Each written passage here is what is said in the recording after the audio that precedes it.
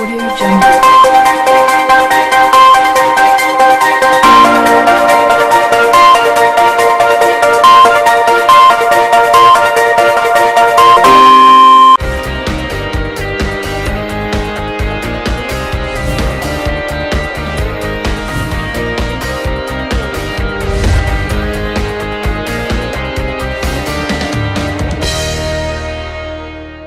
Welcome to see news. ముందుగా headlines. Khammam నగరంలో దారుణం, ఆర్థిక ఇబ్బందులు, కుటుంబ సమస్యలు తాళలేక 3 సంవత్సరాల పాపకు ఉరివేసి చంపి తాను ఆత్మహత్య యత్నానికి పాల్పడ్డ ఓ తల్లి.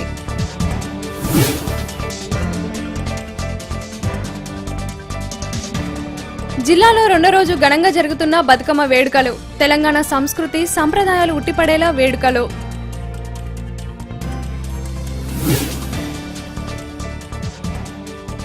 ఖమ్మం జిల్లాలో ఘనంగా కొనసాగుతున్న దేవీ నవరాత్రి ఉత్సవాలు, భక్తుల నుంచి ప్రత్యేక పూజలు అందుకుంటున్న అమ్మవారు.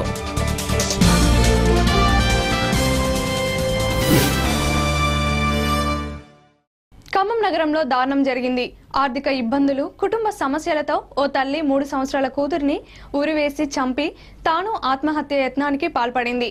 ఈ ఘటన నగరంలో సంచలనం సృష్టించింది. ఖమ్మం నగరం నెహ్రూ నగర్కు చెందిన పావని 4 సంవత్సరాల క్రితం షావలి అనే వ్యక్తిని ప్రేమించి పెళ్లి చేసుకుంది. వారికి శ్రీనిధి అనే పాప కూడా ఉంది. అయితే పెళ్లైన కొంతకాలానికే భార్యాభర్తల మధ్య మనస్పర్ధలు వచ్చి దూరంగా ఉంటున్నారు. భర్త దూరమయ్యాక పావని తన తల్లి వద్ద ఉంటుంది. ఈ నేపథ్యంలో కుటుంబ సమస్యలు, ఆర్థిక ఇబ్బందులు తట్టుకోలేని పావని తన కూతురు శ్రీనిధి 3 సంవత్సరాల పాపను ఫ్యాన్కు ఉరివేసి చంపింది. అనంతరం తాను ఎలుకల మందు తాగి ఆత్మహత్య యత్నానికి పాల్పడింది. స్థానికులతో విషయం తెలుసుకున్న తల్లి వీరిని ప్రభుత్వ ఆసుపత్రికి తరలించింది. ముద్దుగా ఉన్న పాప శ్రీనిధి మార్చురీలో నిర్జీవంగా ఉండడం చూసిన వారు కన్నీరు మున్నీరుగా విలపించారు. ఎవరికేం బాధ్యత లేదని రాలేదు. నేను బడ్డీ కొట్లో షాప్లో ఉన్న ఇంటి దగ్గర చేసుకుని పక్క వాళ్ళు వచ్చి చెప్పేసరికి నేను వెళ్ళేసరికి ఇట్లా జరిగింది. 4 సంవత్సరాలు, 1 సంవత్సరమే అక్కడ ఉంది. మ్యారేజ్ అయినాక 3 సంవత్సరాలన్నర 4 సంవత్సరాల నుంచి నా దగ్గరే ఉంటుంది. ఇప్పుడు డిగ్రీ ఫైనల్ ఇయర్ చేస్తుంది కవిత కాలేజీలో చదువుకుంటుంది. టైప్ నేర్చుకుంది మొన్నటిదాకా. టైప్ కూడా పాస్ అయింది. చదివిస్తున్నా ఎట్లా జీవితం ఎట్లా అయింది కదా, ఆమె బతికిద్దని చదివిస్తుంటే ఏమికి ఇట్లా చేసుకుంది. లెటర్ రాసి పెట్టి 3 సంవత్సరాలు దాటింది. విజయవాడ హైదరాబాద్లోనే ఉంటుండు. అప్పులు పాలయ్యి ఉన్నాయని వదిలేసుకొని వెళ్ళిపోయి అటు కనపడకుండా తిరుగుతుండు అప్పులోళ్ళకి. ఇక్కడే డిపో దగ్గర. పాపకి హెల్త్ బాగుంటుందిలే. పిడుసులు వచ్చి కోర్సు వాడుతున్నాం. పాప 3 చికా చేసుకుంటుంది. మైండ్లో బ్లడ్ ఫ్లాట్ అయిందని చెప్పారు. అవి వాడుతూనే ఉన్నాం. వాడుతుంటే ఇక ఆ పాప చికాకి ఎన్ని రోజులు మా అమ్మ పోషించింది అనుకుంది, ఏమనుకుంది ఇట్లా చేసుకుంది. బంగారు బతుకమ్మ వేడుకలు రెండో రోజు ఖమ్మం జిల్లాలో ఘనంగా జరిగాయి. మహిళలు బతుకమ్మ ఆటపాటలతో సందడి చేశారు. ప్రభుత్వ కార్యక్రమాలతో పాటు జిల్లాలోని పలు ప్రాంతాల్లో మహిళలు వేడుకలను ఘనంగా జరుపుకున్నారు. టీఆర్ఎస్ పార్టీ కార్యాలయంలో బంగారు బతుకమ్మ వేడుకలు ఘనంగా జరిగాయి. ఈ కార్యక్రమానికి చేకూరి కాశయ్య హాజరై కొబ్బరికాయ కొట్టి వేడుకలను ప్రారంభించారు. జెడ్పీ చైర్పర్సన్ కవిత బతుకమ్మ ఎత్తుకొని సందడి చేశారు. ప్రభుత్వం బతుకమ్మ పండుగను రాష్ట్ర పండుగగా గుర్తించడం ఆనందంగా ఉందని పలువురు అభిప్రాయపడ్డారు. ఈ కార్యక్రమానికి టీఆర్ఎస్ జిల్లా అధ్యక్షుడు బేగ్, మురళి, పలువురు నాయకులు పాల్గొన్నారు. రాష్ట్ర ముఖ్యమంత్రిగా ఈ పండుగను జాతీయ పండుగగా ఏర్పాటు చేసి ప్రజలందరూ సంతోషంగా, ఆకలైనప్పుడు మాత్రమే ఆహారం కోరుకుంటాడు మనిషి, ఆకలి తీరిన తర్వాత మాత్రం ఆనందం కోరుకుంటాడు మనిషి. ఆహారంతో పాటు ఆనందాన్ని కల్పించాలి బాధ్యత ఉంది అని గుర్తించినటువంటి ఈ ప్రభుత్వాన్ని ఈ సందర్భంలో మనం అభినందించవచ్చునని కూడా నేను మనవి చేస్తున్నాను. కాబట్టి ఈ ప్రకృతి ఉత్సవంలో ఎక్కడా రక్తం కానీ మాంసం ముద్దలు కానీ లేని కేవలం పవిత్రమైన పసిపిల్లలను కూడా ఆనందపరిచేటువంటి ఈ పూలు, అనేక రకాల పూలు, ఈ పూలతో పూజించేటువంటి ఏకైక పండుగ, ఏకైక తల్లి, మనందరికీ జన్మనిచ్చిన తల్లి బతుకమ్మ తల్లి సంస్మరించుకుంటూ సెలవు. మనకి ఉన్నటువంటి మానసిక రుగ్మతలు కానివ్వండి, హెల్త్ ప్రాబ్లమ్స్ కానీ ఎటువంటివి కూడా మరి దరి చేరకుండా దూరం వెళ్తాయి. మరి ఇక్కడ బతుకమ్మ సంబరాల్లో చూస్తే మన ప్రకృతిలో వర్షాకాలం తర్వాత మరి ఒక బహుళ శుద్ధ పాండ్యం నుంచి మొదలుకొని మరి దశమి వరకు కూడా ఈ 9 రోజులు కూడా బతుకమ్మని మరి మనం దేవుణ్ణి కొలిచే ఆ పూలతోనే మరి ఆ పూలనే ఇక్కడ దేవుడిగా మలుచుకొని ఒక మహాలక్ష్మి అమ్మవారిగా ఒక గౌరీదేవిగా కొలుచుకొని మలుచుకొని మరి అందరం కూడా ఆడుతూ పాడుతూ మరి అనేక నైవేద్యాలు కూడా అమ్మవారికి సమర్పించి చివరికి తిరిగి మరి మన ఊరి చివర ఉన్నటువంటి చెరువులో మనం నిమజ్జనం కూడా చేస్తూ ఉంటాం. మరి ఇక్కడ అందరం కూడా కలిసిమెలిసి ఈ యొక్క బతుకమ్మని నిర్వహించుకుంటే మరి చాలా ఆనందంగా ఆహ్లాదంగా మనందరం కూడా మన దైనందిన జీవితం కూడా గడుపుకుంటాం.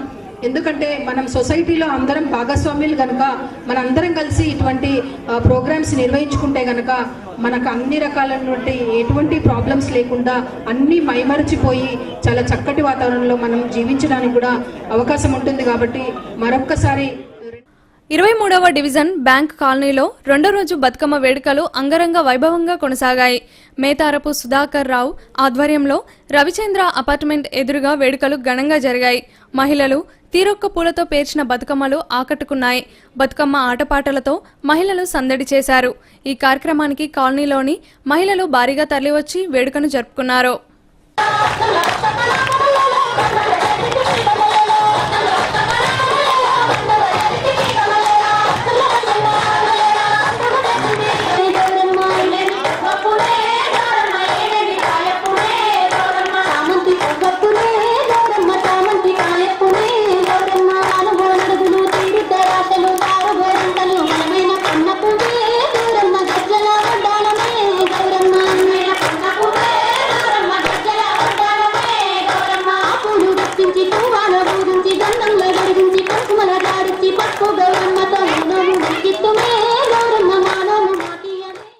బతుకమ్మ సంబరాలు జరుపుకుంటున్నాము.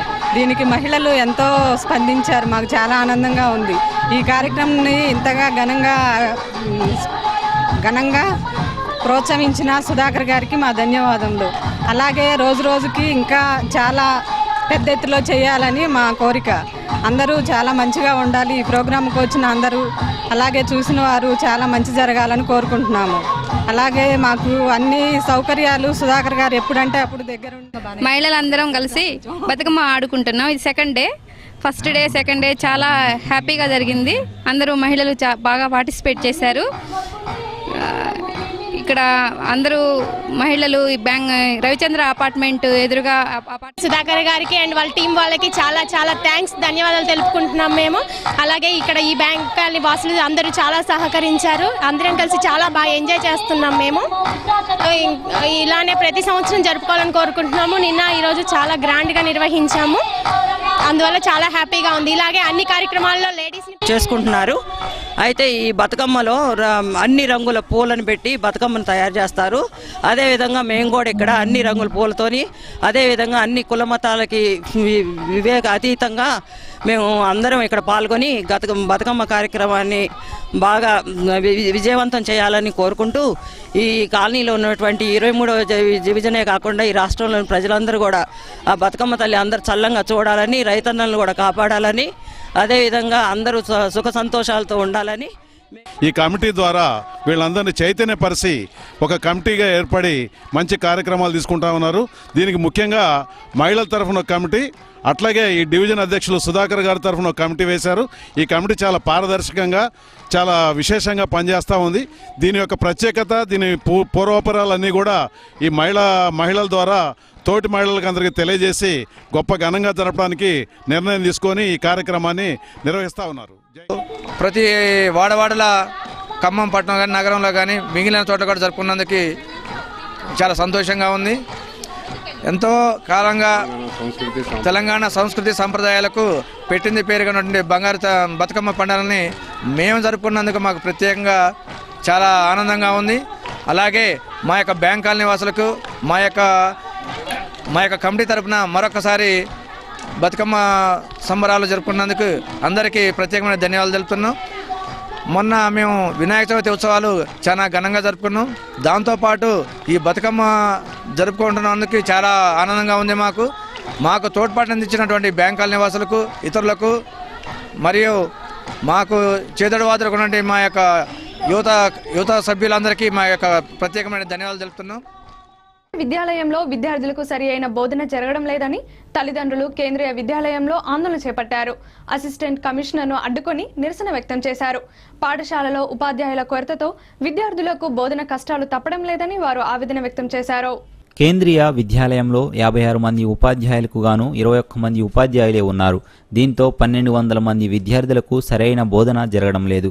గత కొంతకాలంగా ఇదే సమస్య ఏర్పడడంతో పరీక్షల్లో విద్యార్థులు ఉత్తీర్ణత సాధించడం లేదు. దీంతో విద్యార్థుల తల్లిదండ్రులు కేంద్రీయ విద్యాలయం వద్దకు చేరుకొని ఉపాధ్యాయులను నిలదీశారు. అక్కడే పాఠశాలలో ఉన్న అసిస్టెంట్ కమిషనర్ను అడ్డుకున్నారు.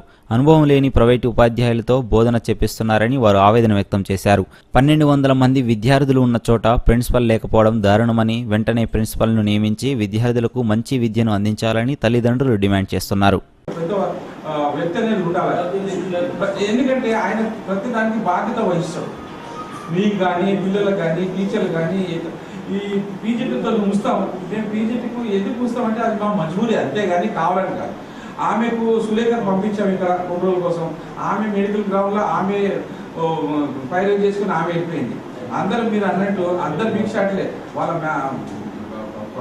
ఆడబిడ్డ కూడా హస్బెండ్ పెద్ద సీనియర్ ఐఏఎస్ ఆఫీసర్ ఢిల్లీలో చేసుకొని వెళ్ళిపోయింది. మీరు అన్నట్టు యాదగిరి గారి దగ్గరేనండి. ఇప్పుడు ఈ 1100 వేకెన్సీలో 100-200 వస్తే మేము ఇంకా పంచుతూ ఉంటాం, వాళ్ళు వెళ్ళిపోతుంటాం. ఇక్కడ ఉన్న సమస్య మాకు తెలియనట్టు కాదు, తెలుసు. కానీ మేము ఏం చేయగలుగుతాం? సాధ్యమంత వరకు మీరు ఇచ్చిన రిప్రజెంటేషన్ కానీ ఇక్కడ పరిస్థితులు కానీ నేను మా బాస్కి ఉపయోగిస్తాను. మా బాస్ ఒక లెటర్ రాస్తాడు హెడ్ క్వార్టర్కి టీచర్ పంపని. అంతకన్నా ఏం చేయగలుగుతాం గవర్నమెంట్లో? తర్వాత జయబాలన్ అని వచ్చాడు, ఆయన అంతే ఒక 6 నెలల సంవత్సరం ఉంటే ఆయన వెళ్ళిపోయినాడు. అట్లా అందరూ ప్రిన్సిపల్స్ మొత్తం ఇక్కడికి రావడం, ఇక్కడ కొన్ని రోజులు ఉండటం, తర్వాత వెళ్ళిపోవడం జరుగుతూ ఉంది. ఇక్కడ పర్మనెంట్ ప్రిన్సిపల్ అనే ఆయన ఖచ్చితంగా పెట్టాలని కలెక్టర్ గారు దీనికి చైర్మన్గా ఉన్నాడు. కనీసం కలెక్టర్ గారు గతంలో ఉన్న కలెక్టర్స్కి చాలామందికి మేము పేరెంట్స్ కమిటీ వైపు నుంచి రిప్రజెంటేషన్ ఇచ్చాము. అట్లనే రేణుకా చౌదరికి ఇచ్చాము, అట్లనే శ్రీనివాసరెడ్డి గారికి కూడా మొన్న ఇచ్చాము. ఆయన గారు పార్లమెంట్లో క్వశ్చన్ రేజ్ చేస్తానన్నాడు. ఆయన చేసిండో చేయలేదు తెలియదు. ఇంతవరకు అసలు ఇక్కడ స్కూల్లో టీచర్స్ లేరు, ప్రిన్సిపల్ లేడు, అసలు ఏది లేదు. చదువు అనేది మరీ అధ్వానంగా తయారైంది. ఈ స్కూల్ని బాగు చేసే నాదుడు ఎవరు వస్తాడో ఏంటో తెలియదు. కానీ గతంలో లక్ష్మయ్య గారు ఉండగా చాలా బాగా చెప్పాడు. స్కూల్ని కూడా మంచి క్రమశిక్షణతో నడిపించాడు. ఇప్పుడున్న ఒక ప్రిన్సిపల్ సీనియర్ టీచరే ఇప్పుడు ప్రిన్సిపల్. ఆయన చదువు చెప్పాలి, మళ్ళీ ప్లస్ ఈ స్కూలు అడ్మినిస్ట్రేషన్ చూసుకోవాలి. ఏదన్నా చెక్కులు గిక్కులు కావాల్సి వస్తే, వాళ్ళకి ఏదైనా ఫండ్స్ ఇవ్వాల్సి వస్తే వరంగల్ నుంచి ప్రిన్సిపల్ ఇన్ఛార్జి ఫైనాన్షియల్గా ఆయన ఎప్పుడో వారానికి 15 రోజులకు ఒకసారి వస్తాడు. ఆ చెక్కులు అవి ఇచ్చేసి సంతకాలు పెట్టేసి వెళ్ళిపోతాడు. ఈ స్కూలు ఇంత దారుణంగా ఉంది. ఈ స్కూల్ని ఎవరు బాగు చేస్తారో మరి సెంట్రల్ గవర్నమెంట్ పట్టించుకోవట్లేదు, ఇటు కలెక్టర్ గారు పట్టించుకోవట్లేదు. ఇప్పుడు వచ్చిన అసిస్టెంట్ కమిషనర్ అయితే అసలు మరీ అధ్వానంగా ఇష్టం వచ్చినట్టు మాట్లాడుతూ ఉన్నాడు. మరి ఈ స్కూల్ని బాగు చేసే నాదుడు ఎవరు వస్తాడో, భగవంతుడు వచ్చే ఈ స్కూల్ని బాగు చేయాలని అనేది నాకు వ్యక్తిగతంగా నా అభిప్రాయం. కేంద్రీయ విశ్వవిద్యాలయంలో దేశ భద్రత, సాంఘిక భద్రత, సామాజిక భద్రత, మానవ విలువలు, విద్యార్థి విలువలు పెంచుకునే ఉద్దేశంతో పెట్టుకున్న కేంద్రీయ విద్యాలయంలో మరుగున పడిపోతున్నందుకు చాలా బాధపడుతున్నాం. కనీసం పిల్లలు ఉదయం 8 నుంచి 2:45 వరకే స్కూల్ నడుస్తుంది. మిగతా టైంలో పిల్లలు చిల్లరగా తిరుక్కోవడం, వివిధ యావిగేషన్స్కి అలవాటు పడి వాళ్ళ భవిష్యత్తుని నిర్దించుకోలేక పోతున్నారు.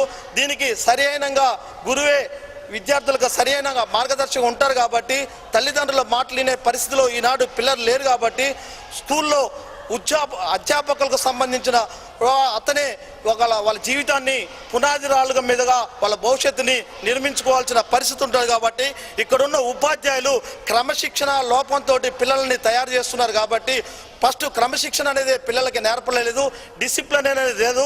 వాళ్ళని ఈ విద్యా విధానంలో మీరు ఇట్లా చదువుకోండి, మీ భవిష్యత్తు ఉంటుంది, దేశ భవిష్యత్తు ఉంటుంది అనే ఉద్దేశం లేదు. కాబట్టి దయచేసి మా పిల్లల భవిష్యత్తు కోసం ఈ కేంద్రీయ విద్యాలయంలో పెట్టాం. కాబట్టి ఇక నుంచైనా వాళ్ళు మార్పు వచ్చేసి వాళ్ళకి క్రమశిక్షణతో పాటు విలువలతో కలిగి తన ఇంటి పేరును తనకు సంబంధం లేకుండా మున్సిపల్ కార్పొరేషన్ అధికారులు మార్చారంటూ ఆరోపిస్తూ ఓ వ్యక్తి కార్యాలయం ఎదుట కిరోసిన్ పోసుకొని ఆత్మహత్య యత్నానికి ప్రయత్నించాడు.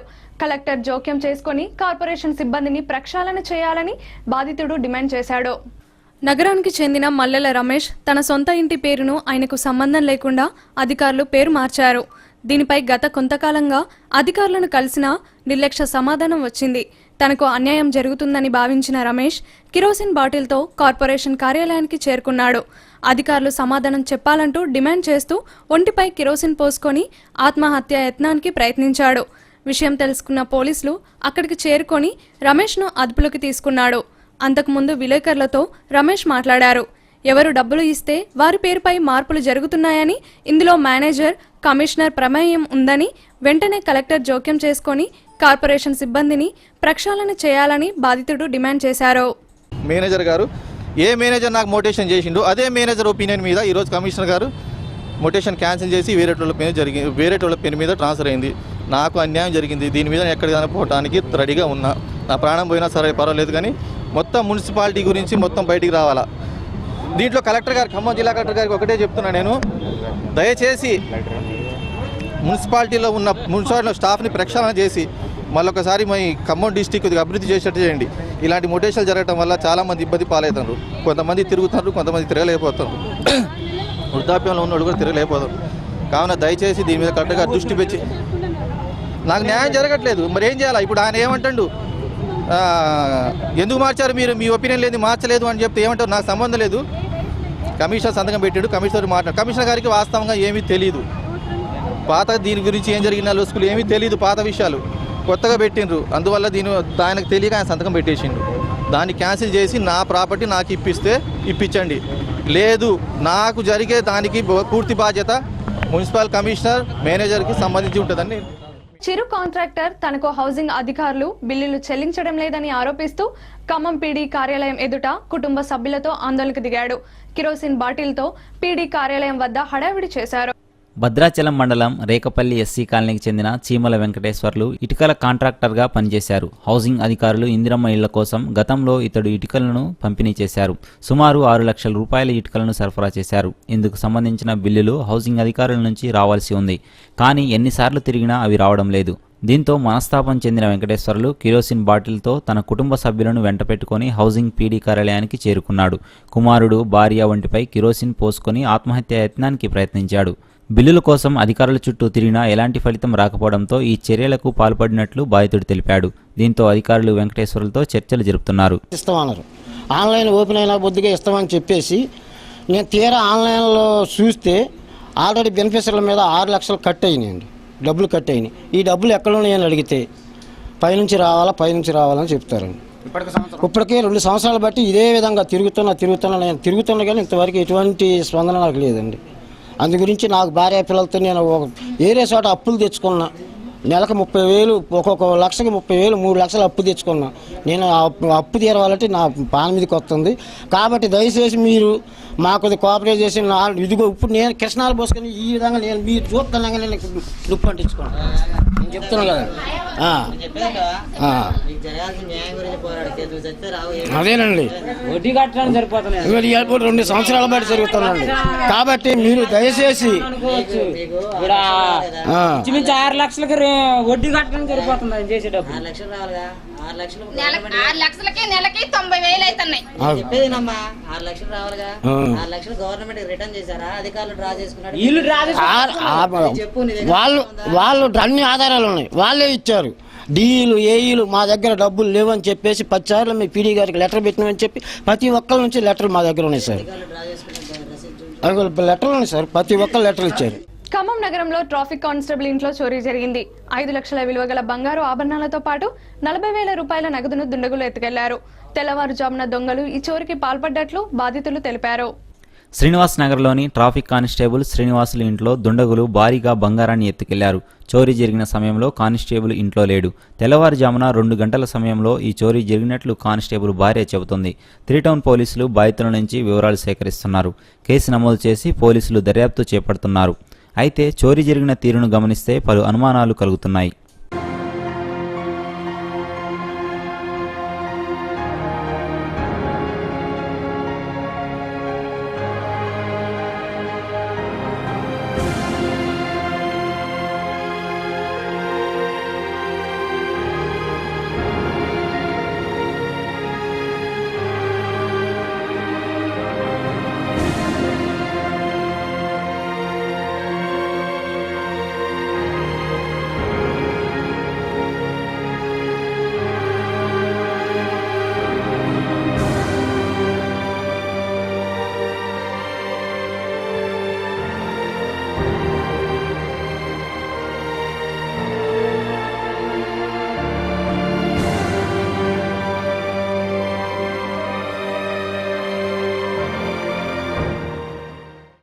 సమస్యలను పరిష్కరించాలని కోరుతూ ఆశా వర్కర్లు ఆందోళనను ఉధృతం చేశారు. డిఎంహెచ్ఓ కార్యాలయం పైకి ఎక్కి నిరసన వ్యక్తం చేశారు. అధికారులు తమ సమస్యలను ప్రభుత్వం దృష్టికి తీసుకెళ్లాలని కోరుతూ కార్యాలయం ఎదుట ధర్నా చేపట్టారు. ఆశా వర్కర్లు డిఎంహెచ్ఓ కార్యాలయం ఎదుట ధర్నా చేపట్టారు. నెల రోజులకు పైగా ఆందోళన చేస్తున్నా తమ సమస్యలను ప్రభుత్వం పట్టించుకోవడం లేదని వారు ఆవేదన వ్యక్తం చేశారు. అధికారులు తమ సమస్యను ప్రభుత్వం దృష్టికి తీసుకెళ్లేందుకు కృషి చేయాలని వారు డిమాండ్ చేశారు. అందులో భాగంగా కార్యాలయం పైకి ఎక్కి ఆశా వర్కర్లు నిరసన వ్యక్తం చేశారు. అనంతరం వైద్య అధికారి అక్కడికి చేరుకొని సమస్యను ఉన్నతాధికారుల దృష్టికి తీసుకెళ్తామని చెప్పడంతో ఆందోళన విరమించారు.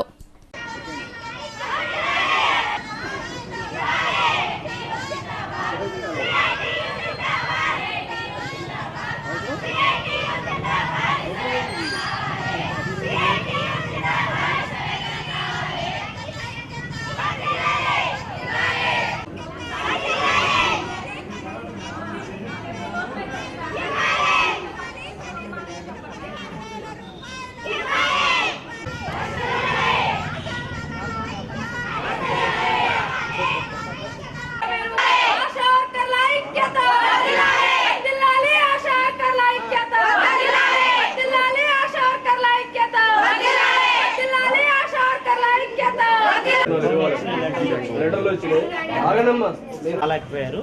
కానీ మీ సమస్యలన్నీ కూడా నేను డిఎంహెచ్ఓ గారి దృష్టికి తీసుకెళ్తాను. ఎందుకంటే 2200 మంది దాకా ఉన్నారు. ఇది 400 హానోరేరియం రాని వాళ్ళు, అది మా దృష్టికి కూడా వచ్చింది.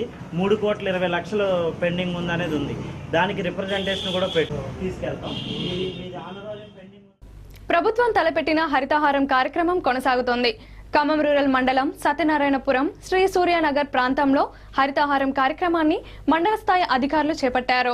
స్థానిక ప్రజలు చేపట్టిన హరితహారం కార్యక్రమంలో భాగంగా మండల ఎంపీడీఓ ఏలూరు శ్రీనివాసరావు, ఎంపీపీలు ముఖ్య అతిథులుగా పాల్గొని మొక్కలను నాటారు. మొక్కల వల్ల ప్రజలకు చేకూరే లాభాలను వివరించారు. ప్రతి ఒక్కరూ మొక్కలు నాటి పర్యావరణాన్ని కాపాడవలసిన బాధ్యత ఉందని వారు పిలుపునిచ్చారు. కాలనీలో సుమారు 1200 మొక్కలు నాటారు. నాటిన మొక్కలను పరిరక్షించుకోవాలని వారు అన్నారు. ఈ కార్యక్రమంలో అధికారులతో పాటు స్థానిక ప్రజలు పాల్గొన్నారు. ప్రభుత్వం చేపట్టిన కార్యక్రమాన్ని మా ఏరియాలో ఈ సూర్యనగర్లో అమలు చేయాలని మేమంతా కమిటీ వారిని నిర్ణయించుకున్నాము. ఇందులో భాగంగా నిన్న మొక్కలు తెప్పించడం జరిగింది గర్మిలపాడు నుంచి. ఈ రోజున ఎంపీపీ గారిని, ఎండిఓ గారిని, సర్పంచ్ గారిని, తర్వాత ఇక్కడ గ్రామ పెద్దలు సురేష్ గారిని, అట్లనే ఆంజనేయ ప్రసాద్ గారిని పిలిపించి ఈ కార్యక్రమాన్ని మొదలుపెట్టడం జరిగింది. ఈ కార్యక్రమాన్ని మొక్కలు నాటడంతో పాటు మొక్కలు సంరక్షించడంలో కూడా మా కాలనీ వాసులు అట్లనే మన కమిటీ సభ్యులు అందరూ ఉత్సాహంగా ఉన్నారు.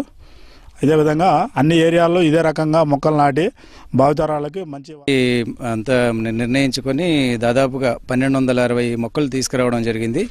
ఆ మొక్కల్ని దాదాపుగా 100% మేము బ్రతికించుకోవడానికి మా కమిటీ బతికించుకుంటామని చెప్పేసి కమిటీ తరఫున హామీ ఇస్తున్నాము. వృక్షో రక్షతి రక్షితః అని అన్నారు. వృక్షాల్ని మనం రక్షిస్తే అవి మనల్ని రక్షిస్తాయి అనే నానుడి ప్రకారం ముందుకెళ్ళి ఈ సమాజానికి తోడ్పాటు, మా వంతు తోడ్పాటు అందించాలని చెప్పేసి దృఢ నిశ్చయంతో ఈ మొక్కలు కాలనీతో పాటు ఇక్కడున్న ప్రజలతో పాటు ఈ స్ఫూర్తిగా తీసుకొని మిగతా ప్రజలు, మిగతా ఖమ్మం చుట్టుపక్కల ఉన్నటువంటి అందరూ కూడా స్ఫూర్తిగా తీసుకొని ఈ విధంగా సొంతంగా వాళ్ళ కాలనీని, ఎవరింటిని వాళ్ళని బాగు చేసుకునే విధంగానే ఎవరి కాలనీని వాళ్ళు సొంతంగా ఆ కాలనీలో ఉన్న వాసులందరూ కూడా ఇలా ఈ కార్యక్రమంలో విజయవంతంగా ముందుకు తీసుకెళ్ళాలని కోరుకుంటున్నాము. ఈ వృక్షాలు నాటడం వల్ల మనకే కాదు, మన భావితరంలో ఉన్నటువంటి రాబోయేటువంటి పిల్లలు, వాళ్ళ భవిష్యత్తు వాళ్ళ అందరికీ ఉపయోగపడుతుంది. అందరూ ఆయురారోగ్యాలతో ఉండాలని ఈ మంచి దృఢ సంకల్పంతో ఈ మంచి కార్యక్రమాన్ని ఎన్నుకోవడం జరిగింది. సో దీనికి తోడ్పాటు అందించినటువంటి ప్రభుత్వం నుంచి అందించినట్టు అధికారులందరికీ, అలానే మా గ్రామ పంచాయతీ సెక్రటరీ గారికి, అలానే మా ఎంపీపీ గారికి, మా ఖమ్మం జిల్లాలో నవరాత్రి ఉత్సవాలు ఘనంగా జరుగుతున్నాయి. అమ్మవారి వద్ద భక్తులు ప్రత్యేక పూజలు కొనసాగిస్తున్నారు. నగరంలోని పలు ప్రాంతాల్లో అమ్మవారి విగ్రహాలను భక్తులు ప్రతిష్ఠించారు. 35వ డివిజన్ మామిళ్ళగూడెం రామాలయం సెంటర్లో పాలనాగేశ్వరరావు ఆధ్వర్యంలో నవరాత్రి ఉత్సవాలు ఘనంగా జరుగుతున్నాయి. ఆయన కుటుంబ సభ్యులు అమ్మవారి వద్ద ప్రత్యేక పూజలు కొనసాగించారు. ఇక్కడ అమ్మవారిని దర్శించుకునేందుకు భక్తులు భారీగా తరలివస్తున్నారు. 9 రోజుల పాటు వేడుకలను ఘనంగా నిర్వహించనున్నారు.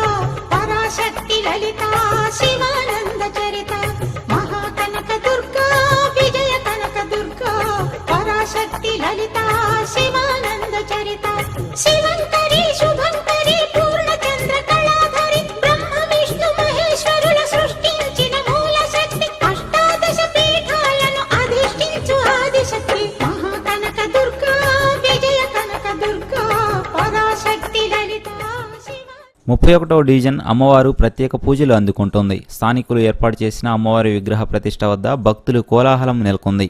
నిత్యం అమ్మవారికి ప్రత్యేక పూజలు చేస్తున్నారు.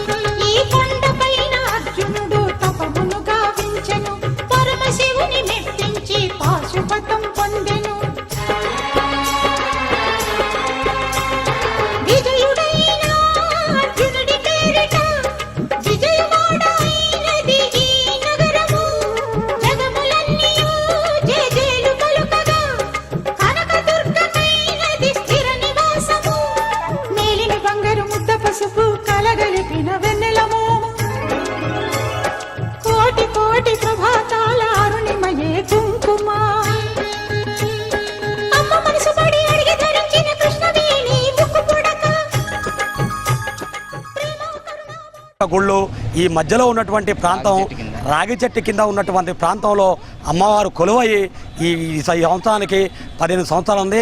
ఈ యొక్క అమ్మవారి యొక్క విశిష్టత చాలా పెద్ద గొప్ప విశిష్టత. అందుకనే భక్తులు కూడా ఈ యొక్క అమ్మవారికి దగ్గర చూస్తానికి కొన్ని వేల మంది సంఖ్యలో విచ్చేస్తుంటారు.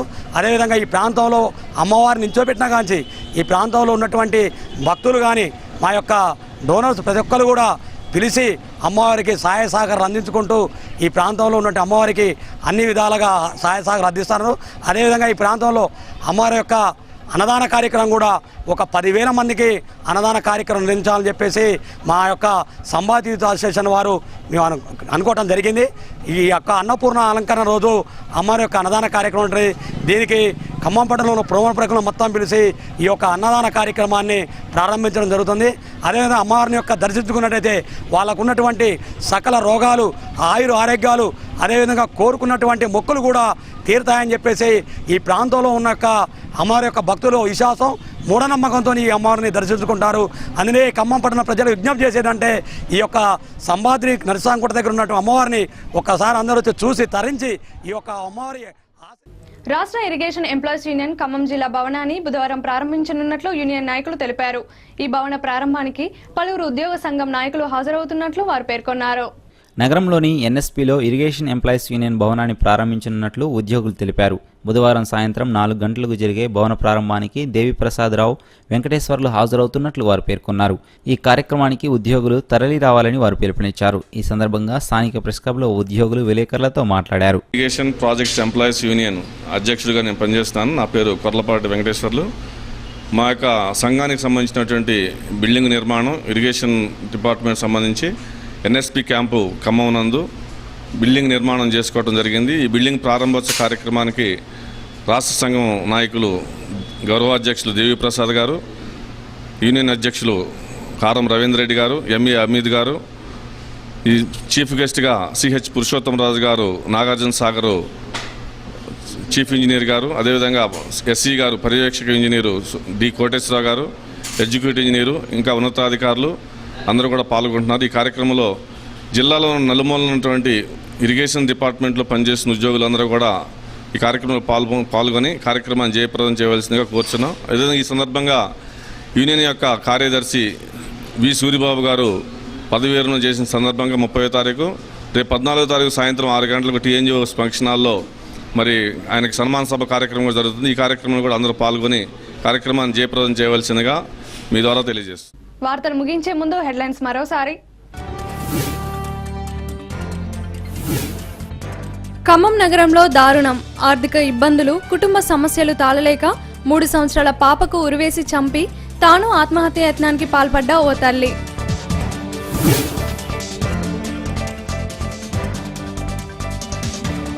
జిల్లాలో రెండో రోజు ఘనంగా జరుగుతున్న బతుకమ్మ వేడుకలు. తెలంగాణ సంస్కృతి సంప్రదాయాలు ఉట్టిపడేలా వేడుకలు.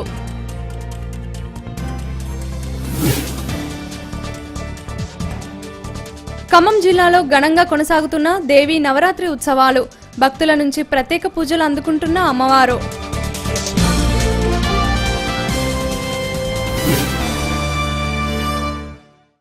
ఇంతటితో సమాప్తం. తిరిగి ప్రసారం SC న్యూస్లో మళ్ళీ కలుద్దాం. అంతవరకు సెలవు. నమస్కారం.